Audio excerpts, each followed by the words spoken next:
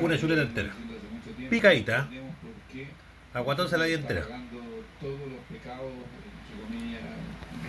¿Y el Guatón? Los dejo separados, si no el Guatón le quita la chuleta a la pari. ¿Dónde está el Beto? Ahí está el Beto, comiéndose su chuleta entera. Eso. Cómasela toda. Muy bien. Eso, está feliz. Está feliz con su chuletita. El Guatón, el Guatón. Ya. Cómo se ha escrito.